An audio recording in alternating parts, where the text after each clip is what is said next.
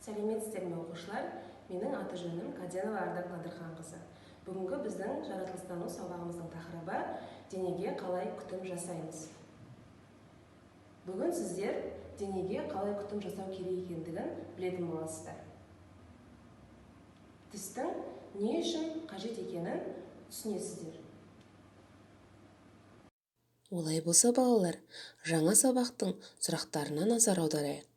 Гигиена дегеніміз не? Балалар, гигиена деп отырғанымыз ол дене тазалығы. Денеңе қалай күтім жасайсың? Дене тазалығын сақтау дегеніміз үнемі жуыну, суға түсу, аяқты, басты, қолды жуып жүру, тырнақ алу, тіс тазалау. Қолды қашан жуу керек, балалар? Дұрыс айтасыздар. Тамақ ішерде, даладан келгенде қолды сабындап жуу керек. Ал енді қолыңды, тісіңді қалай жуасың?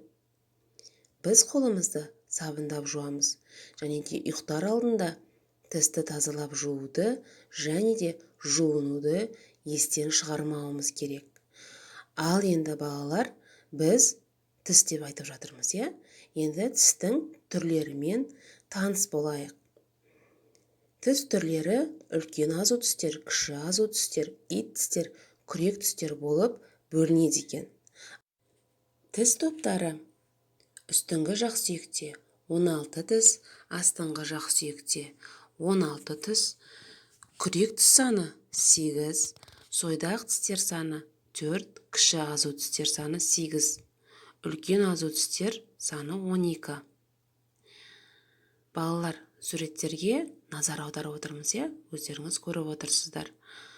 4 үлкен азу тістер, 3 кіші азу тістер, 1 күрек тістер, 2 сойдақ тістер. Ал енді балалар, осы тістердің маңыздылығын қараймыз. Күрек тістер, балалар, тамақты тістеп үзетін алдыңғы тістер. Оның қасындағы үшкір тістер ит тіс деп аталады. Олар тамақты бөлшекте ұсақтайды. Жалпақ дөңес тістер азу тіс деп аталады. Олар тамақты майдалап шайнайды. Балалар, естеріңізде болсын, тістің пішіні мен көлемі олардың қызметіне байланысты. Денеге күтім жасағандай, оларға да әрқашанда күтім жасап отыруларыңыз керек. Балалар, енді оқулығымызды ашып, оқулығымыздағы бірінші тапсырмаға қараймыз. Суреттер бойынша әңгімеле дейді. Бірінші суретте бала жуынып жатыр.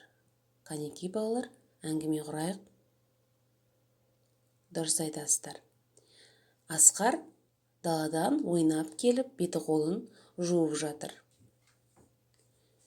Арман мектепке дайындалып, басын, беті қолын, аяғын ваннада жуып жатыр. Әсел тырнақтарын алып жатыр. Жансая жатар алдында жуынып, тістерін тазалап жатыр. Ал енді балалар, екінші тапсырмада гигиеналық ереже құрастырасыздар. Суреттерге назар аударыңыздар. Қанекей, балалар, өздеріңіздің гигиеналық ережелеріңізді құрастыра қойыңыздар. Жарайсыздар, балалар. Келесі күн тәртібіне назар аударайық. Балалар, жоғарыдан бастап қараймыз, иә? Сағат тілімен таңғы сағат 7-де оянамыз. Беті қолымызды жуамыз, таңғы асымызды ішеміз, мектепке барамыз, мектептен келіп түскі асымызды ішеміз, түскі асымыздан кейін далаға кішкене ойнап аламыз. Одан кейін сабағымызды оқып, кешкі асымызды ішіп, ұйықтаймыз. Үшінші тапсырма: зерттеу жұмысы. Сенің тістерің қандай? Олардың пішінін және мөлшерін салыстыр. Балалар, адам ұннан жасалған немесе тәтті тағам жеген соң аузын шаймаса, тамақ қалдықтарына бактерия жиналады. Осылайша тістерді бұзатын тіс шегі пайда бола бастайды. Тіс шегі біртіндеп тереңдей түседі. Тіс сау болу үшін тәтті және ұннан жасалған тағамды көп жемеу. Тамақ жегеннен кейін ауызды шаю. Тісті күніне 3 минуттан 2 рет тазалау. Жылына 2 рет тіс дәрігеріне көрінуі керек. Сабақты қорытындылау. Балалар, тістің түрлерін атаңыздар. Жақсы, жарайсыздар. Тістегі тесіктер, тіс жегі не үшін пайда болады? Жарайсыздар балалар. Ал енді тіс сау болу үшін не істейсіздер? Керемет. Денеге сонымен қандай күтім жасау керек екен? Өте жақсы балалар, керемет. Олай болса балалар, келесі мультфильмді тамашалаңыздар. Ауыз қуысының тазалығы. Сәлем, менің атым Руслан. Менің тістерім сау болғандықтан күлген кезінде әдемі көрінеді. Тістің сау болу үшін не істеу қажеттілігін білгілерің келеді ме? Тісті қашан тазалау қажет? Мен тісімді күніне 2 рет, әр жолы 2 минут бойы тазалаймын. Таңертең және ұйқы алдында. Тісті неге тазалау қажет? Тістің ойық шұңқыр жерлерінде кішкентай бактериялар өмір сүреді. Олар тістің арасында қалған тамақтың қалдығын жейді. Осы бактериялардан бөлінетін қышқылдардан біздің тісімізде кішкентай тесіктері пайда болады. Осы тесіктерді кариес деп атайды. Кариес пайда болған кезде тіс ауырады. Сондықтан тіс дәрігеріне барып тісті емдеу қажет болады. Ал егер тісті жумайтын болсақ, ауыздан нашар иіс шығады. Жақсы тіс щеткасын қалай таңдау қажет? Жұмсақ қылды щетканы таңдаңыз. Қатты қылдан тіс ауыру мүмкін, және қызыл иек қанталай бастайды. Тіс щеткасын басы домалақтау, жұмыр пішінді болғаны дұрыс. Сонда алдыңғы тістерді ішкі жағынан тазалауға болады. Жақсы тіс пастасын қалай таңдау қажет? Құрамда фтор барып тіс пастасын таңдаңыз. Фтор кариес пайда болуымен күресетін химиялық элемент. Ол тісті кішірек етеді. Тісті қалай дұрыс тазалау қажет? Тістің барлық жерлерін тазалау маңызды. Бұл оңай емес. Себебі тістің кейбір жерлеріне щетканы жеткізу қиын. Тістің 4 жағы бар. Шайнайтын, алдыңғы, бүйір жақтық және ішкі. Тісті тазалай бастаған кезде ауызды және щетканы жылы сумен шайыңыз. Одан кейін щеткаға тіс пастасын аздаған мөлшерін салыңыз. Мен тісті тазалауды бүйір жақ тұсынан бастаймын. Тіс щеткасын тістің бетіне қиғаштап, 45 градус бұрыш жасайтындай етіп қойып, щетканы алға және артқа қарай қозғалтыңыз.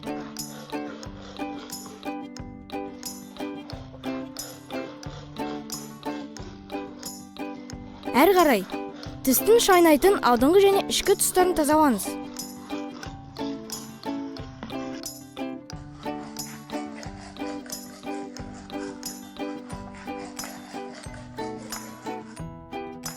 Тістің ішкі тұстарын тазалау басқасынан өзгеше. Щетканы қызыл иекке тігінен қойып, щетканы жоғары төмен 2 рет қозғалтыңыз.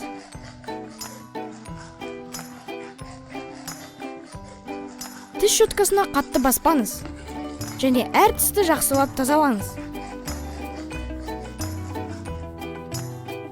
Тісті тазалап болғаннан кейін тілді де тазалаңыз. Тілде де бактериялар көп өмір сүреді. Тіс щеткасын қайда сақтау қажет?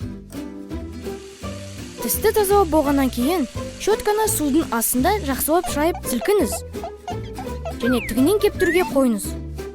Егер бір стақанға бірнеше тіс щеткасы салынатын болса, бактериялар бір щеткадан келесіге көшу мүмкін.